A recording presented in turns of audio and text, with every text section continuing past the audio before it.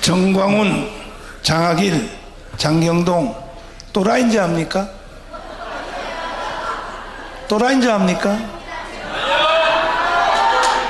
우리도요, 세상적인 말로 말하면 기반 잡을 거 잡은 사람들이에요. 초대형 교회 다 가지고 있어요. 부흥회 잘해요. 장일 목사님의 별명을 내가 천년기념물이라고 지었어요. 그러면 우리도 대형교회 목사님들처럼 아니 국가별로 개척교회 한 개씩 해놓고 날씨 좋을 때마다 거기 가서 3달 설교하고 한 세상 잘 살면 되지. 멋타로 이렇게 나와서 골 때리는 여러분들 데리고 입이 닳도록 설명해도 알아듣지도 못하고 여러분들 데리고 나라 살려보겠다고, 자유마을로 승부하겠다고 왜 이렇게 하느냐는 것을 여러분들이 느낌이라도 좀 받아달라는 거야.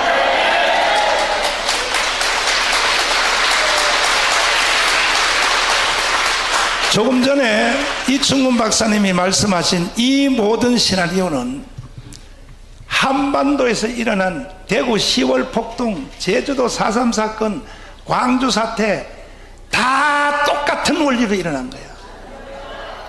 요약하면 이겁니다. 경찰이, 가짜 경찰이 북한에서 내려온, 지금은 북한에서 땅굴 통해서 내려올 거 없어. 왜? 지금은요, 조선족 더하기 중국 사람들이 수도권에 와서 사는 사람이 100만 명이야. 간첩 따로 보낼 필요 없어.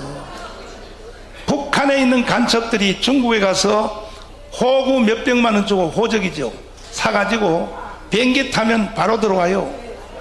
지금 나는 한국에 와서 나라를 사랑해서 오신 독립운동의 후예자들, 그분들에게 대해서 내가 말씀드립니다. 대부분의 90%는 다 조국을 위하여, 여러분의 할아버지, 여러분의 아버지 때문에 중국 가서 살다가 이제 조국을 찾아오신 여러분들은 우리가 환영을 합니다. 그러나 10%, 100만 중에 10%면 10만 명입니다. 나는 증거를 잡아냈어요. 왜? 그 조선족들이 촛불 시위에 참여하고 있어요.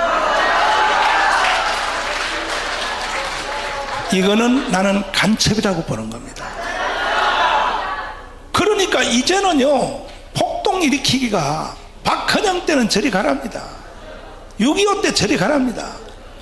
모든 것이 스탠바이 다 끝났어요. 어느 날 쟤들이 더 강렬하게 촛불 시위를 일으켰을 때 우리도 또 가만히 있을 수 없지. 우리가 나라를 북한에 넘겨줄 수 있어요? 우리도 강력하게 맞받아칠 때, 그때에 북한의 간첩 출신이 경찰복 옷을 갈아입고 이미 준비 다 됐어요. 빌딩에 올라가서 우리나라 경찰일로 가장해서 우리를 태극기를 쏘는 게 아니라니까. 촛불 시위를 향하여 사격을 하면, 그러면 촛불 시위에 있는 사람들이 가만히 있겠어요? 바로 광주 사태 다시 일어나는 겁니다. 그때 그걸로 끝나는 게 아니라 이미 조직되어 있는 전국의 마을 3,506개, 이 마을은 우리보다가 좌파 애들이 먼저 조직되어 있어요. 거기서 민중 봉기로 일어나면 군대가 맡겠어? 경찰이 맡겠어? 누구 맡겠어?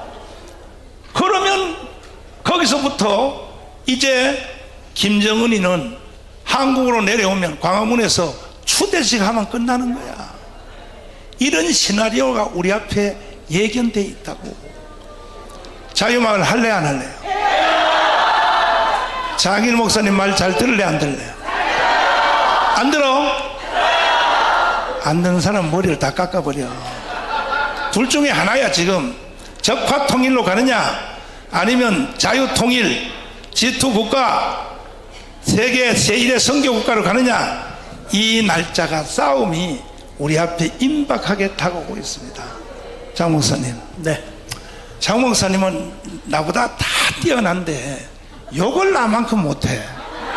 거기 한계가 좀 부족해. 네. 네. 말씀 한번 하시죠. 욕을 안 하고 하는 게 더 센 거죠. 아, 그래요? 네. 이게 따뜻한 것 같은데 뜨겁게 가면 확 타버리는 거죠. 그렇구나. 자, 여러분, 지금 전 목사님이 말씀하신 걸 잠깐 얘기하면, 우리 자유민주주의라고 하는 것이 개인의 인권, 또 개인의 재산, 또 생명, 그리고 개인의 모든 필요한 것들을 다 보존해주고 지켜주는 정치가 자유민주주의거든요. 근데 이 자유민주주의가 장점이면서 단점이 하나 있어요. 그게 뭐냐면, 개인의 인권을 존중하다 보니까 좌파들이 저렇게 나와도 그거를 손을 못 대요. 그리고 또 하나는 뭐냐면, 이 자유민주주의라는 것은 굉장히 이성적입니다. 그래서 사람의 다수결을 결정하기 위해서 냉정하게 판단해 가지고 결정을 하거든요. 그런데 무엇에 약하냐면 감정에 약해요. 감정에. 그래 가지고 이 사람들이 격동을 시키기 위해서 사람을 죽이고, 그리고 뭐 광우병 사건을 일으킨다든지 최순실 사건을 일으킨다고 해서 백성들의 마음의 감정을 격동시켜서 와 하고 일어나게 되는 거예요. 그것을 제재하기가 어려운 거예요. 그것을 냉정하게 보고 미리 선수 치고 때려주는 분이 전광훈 목사님이신 거예요. 네. 그리고 제가, 여러분, 지금 우리나라가, 죄송해요 목사님, 괴물로 바뀌어버렸단 말이에요. 2000년대부터 우리나라에 지금 보면 아주 하수 정치인들이 국민을 위해 일할 줄을 몰라요. 자기들의 영달과 자기들의 것만을 취하려고 하고 그냥 감투만 뒤집어 쓰려고 할 뿐이지, 이 하수 정치인들이 국민을 위해 봉사할 자세가 되어 있질 않단 말이에요. 그런 사이에 뭐가 장악을 했냐면, 김일성 주차 사상을 가지고 있는 주사파들이 다 진지를 구축하고 있어요. 거기다가 이 또 전교조들이 어린애들까지 다 사상으로 물 들여가고 있거든요. 그 위에 누가 있냐면 간첩들이 있다고요. 간첩들이 있고, 그 간첩 위에 누가 있어요? 북한에 지령오는 북한이 있어요. 이 북괴군들이 있고요. 그 위에 중공군이 있는 거예요. 중국이. 그러니까 여러분, 우리가 보면 NL이다 뭐 PD다 이렇게 얘기하는 게, 이게 북한 사상과 함께 친중국의 사상에 젖어버려서 나라를 먹어버리려고는 이 조직단체가 괴물이 돼가지고 한국을 지금 뒤집어 엎으려고 하고 있단 말이에요. 그러니까 이런 때를 볼 때 뭐가 힘을 쓰냐면, 저 하부 조직까지 자유민주주의가 일어나야 돼요. 그러니까 이 자유민주가 일어나기 위해서는 조직이 안 되면 안 되기 때문에, 여러분, 자유마을이 하부 조직까지 강력하게 조직이 돼야 되는 거예요. 그래서 대국본은 대국본대로 똘똘 뭉쳐야 되고, 대국본에 들어오지 않은 사람은 들어오지 않은 대로 제2진을 구축해가지고 강력한 우리가 진을 구축하는데 저 괴물들을 때려잡아야 돼요. 지금은요, 이 주사파들이 옛날하고 달라요. 굉장히 무서운 괴물로 바뀌어버렸어요. 맞아. 이런 괴물로 바뀌어버린 걸 보고 멍청하게 있을 수가 없는 거예요.